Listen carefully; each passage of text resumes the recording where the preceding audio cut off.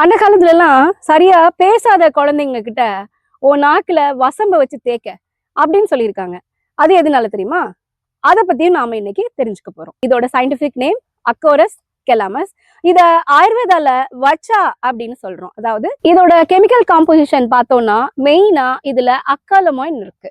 அதோட இதுல பாலிபிரிப்பனாய்ட்ஸ், மோனோடெர்பன்ஸ் இதெல்லாமே இருக்கு. இதோட யூஸ்ஃபுல் பார்ட்ஸ் பார்த்தா ரைசோம்ஸ், அதாவது இதனுடைய கிழங்கு. இது ஏன் குழந்தைங்க கையில கட்டியிருக்காங்க அப்படின்னு யோசிக்கிறீங்களா? இது டிராங்குலைசர் ப்ராப்பர்ட்டி, அதாவது நம்மளுடைய சென்ட்ரல் நர்வஸ் சிஸ்டம் ரொம்பவே காம் டவுன் பண்ணும். இதனாலதான் குழந்தைங்க எதுக்காக அழுகுதுங்கிற ரீசனே நமக்கு தெரியாது. அதாவது பச்சிளம் குழந்தைகள் எதுக்கு எடுத்தாலும் அது அழுதுகிட்டே தான் இருக்கும்.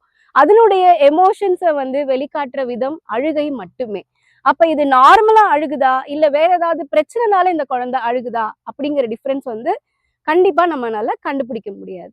அப்ப எந்த ரீசன்னால அழுதாலும் வசம்ப காப்பு வடிவத்துல கட்டி இருக்கும் போது இதனோட ஸ்மெல் குழந்தைங்களுக்கு போயிட்டே இருக்கும். அப்ப இது உள்ள இன்ஹேல் பண்ண இதனுடைய டிராங்குலைசர் ப்ராப்பர்ட்டி மூலமா சென்ட்ரல் நர்வஸ் சிஸ்டம் ரொம்பவே காம் டவுன் பண்ணும். அதனால குழந்தைங்க வீறிட்டு அழுகிறத கொஞ்சம் குறைக்க முடியும்.